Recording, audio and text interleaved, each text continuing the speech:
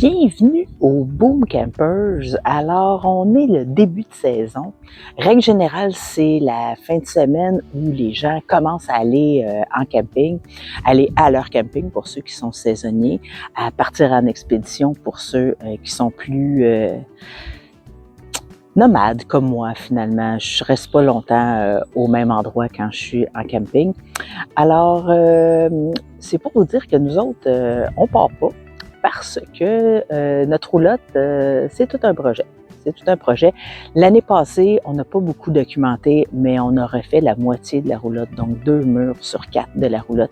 Cette année, on fait les 2 autres murs pour que finalement, la seule chose qui va rester de la coquille, c'est vraiment juste le PVC à l'extérieur, une coupe de moulure, puis à part de ça, bien évidemment, les fenêtres, puis l'intérieur va être refait évidemment au niveau des murs, mais on va être OK pour tout ce qui est frigidaire et tout ça, c'est très, très, très fonctionnel. Alors, comme vous voyez, on l'abrille avec du Tyvek parce que là, il n'y a plus quelques jours, il commence à faire beau. Fait que là, on s'apprête à s'occuper des essieux, fait que je vais tourner ça.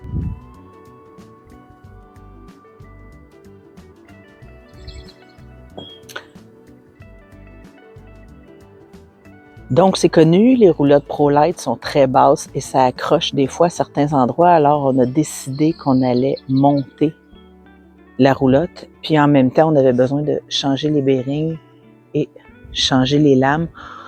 On a 3 lames ici en dessous. On va mettre un 4 lames pour que ça soit plus fort. Puis, comme on voit, l'essieu est par-dessus.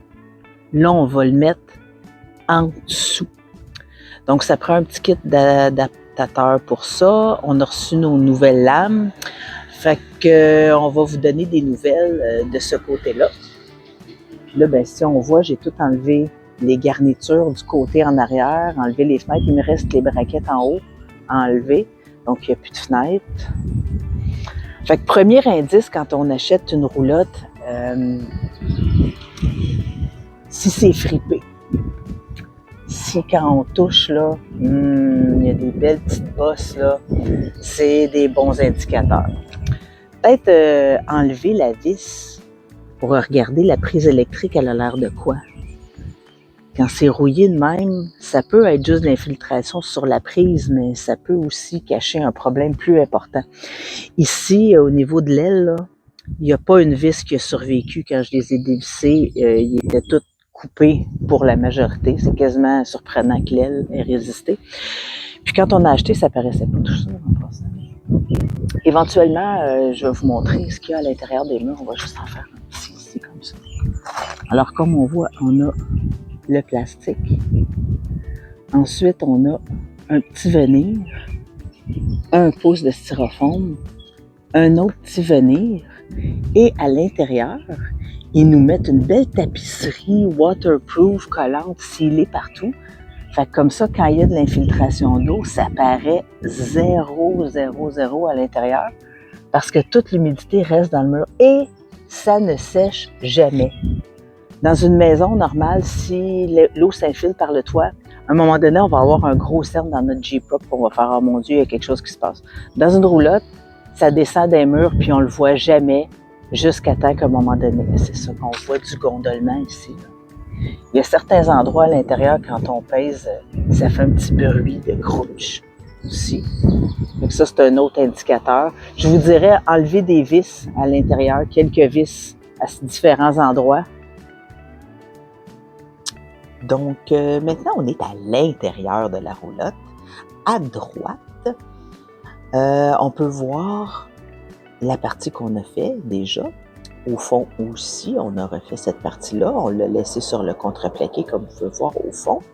Et à gauche, bien, c'est le mur qu'on s'apprête à enlever en enlevant le petit bout de meuble là, qui était au-dessus du lavabo. Bien, la tapisserie est venue avec et là, c'est là qu'on voit les belles coccinelles, un beau champignon jaune là, dans tout ça. Donc, quand il y avait la tapisserie, ça paraissait pas tant tout ça. Donc là, on voit dans l'intérieur là, les différentes couches. Le bois de la structure, ben, ça a quand même l'air assez solide. Mais ça ne sera probablement pas le cas de tous les poteaux. Ici, on voit que c'est noirci là, peu importe, on va toutes les changer, ça c'est sûr, parce que non, c'est très mou. Là. C'est très mou. Là. Dans ce coin-ci, d'après moi, l'infiltration venait majoritairement d'être là par la moulure du plafond, là, parce que c'est très, très mou. C'est très, très mou.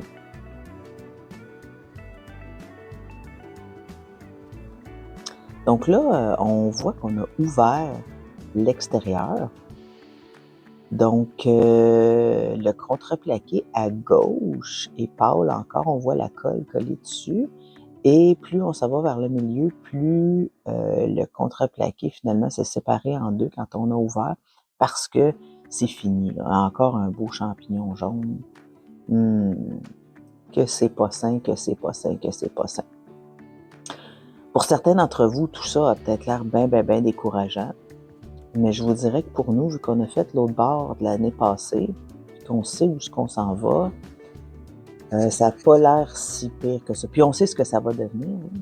Fait que c'est juste une question de patience puis de prendre le temps de le faire parce qu'il va y avoir quand même beaucoup d'heures. Là, on voit, c'est ça que j'ai mis une chaudière pour camoufler le fait qu'on n'a pas encore remis nos essieux à un morceau. On n'a pas fini les bearings. Là, on a enlevé la couche de contreplaqué sur le mur lui-même pour voir les baguettes à l'intérieur. Encore une fois, pas super sain. Toutes ces baguettes-là, on va les changer pour des baguettes neuves. On va remettre du styrofoam neuf. Et là, on voit l'arche de la roue. Il n'y a plus de structure. Je l'ai enlevée parce qu'elle a tombé littéralement en poudre. Là. Le rond de l'aile, il faut que je le redessine pour être capable de refaire cette forme-là et de la réinstaller. Et ça va être fait avec du contreplaqué 1/2 que je fais double pour que ça fasse 1 pouce d'épaisseur. Donc, j'en fais 2 pareils et je les colle ensemble. Si on va du côté du PVC, donc il y a une partie, le bois est resté collé dessus. Pour l'enlever, on va gratter ça avec un grattoir. Pour que ça s'enlève bien, l'idéal, c'est on mouille, on gratte, on remouille, on gratte. En mouillant, le bois se ramollit, puis ça se gratte quand même bien. Fait que ça, c'est la partie quand même assez facile. On mouille, on gratte, ça va. Ensuite, pour ce qu'on voit jaune-rose, ça, c'est la colle, l'ancienne colle qu'il faut enlever avant, évidemment, de remettre la nouvelle colle et de recoller. Donc, le meilleur truc, après plusieurs essais de plusieurs choses, WD-40, on laisse imbiber un petit peu, puis après ça, on gratte avec un grattoir style lame de rasoir. Là. Un grattoir comme pour étendre du plâtre, c'est bon pour gratter le fameux bois que je disais tantôt, mais pour ce qui est du PVC, on est mieux WD-40 et petit grattoir. Donc, quand on a commencé à arracher plus le mur, on s'est rendu compte que les montants du plafond n'étaient pas vraiment mieux. Fait que comme vous pouvez voir, le plafond est très noirci. Il faut tout enlever ce bois-là. On a enlevé le styrofoam pour voir ce que ça a l'air, mais il faut tout enlever ce bois-là, changer les montants presque tout le long. On a enlevé l'air climatisé. Nous, on va faire majoritairement du camping dans des endroits qui n'ont pas d'électricité, donc l'air climatisé ne nous sert à rien. On va changer ça pour un ventilateur. Ça va nous permettre aussi d'avoir un puits de lumière puis que ça fonctionne sur le 12 volts. Éventuellement, peut-être une air climatisée 12 volts, mais on n'est pas prêt à mettre le budget là-dessus. Pour l'instant, je peux aussi ajouter que quand on fait ce genre de rénovation-là, ça implique aussi qu'il faut refaire une partie de l'électricité, en tout cas remettre les fils aux endroits où ils étaient minimalement, peut-être en profiter pour changer des choses en même temps. Après tout ça, il faut prendre une petite pause. Donc, on prend une petite pause et on va vous revenir dans le prochain épisode avec la reconstruction, en tout cas une partie de la reconstruction de la roulotte. On va parler aussi de ce qu'on a dû acheter, le prix que ça l'a coûté. Ça peut être intéressant. Donc, si ça vous intéresse de continuer à nous suivre, je vous invite à vous abonner. Et sur ce, je vous souhaite une belle fin de journée. Bye!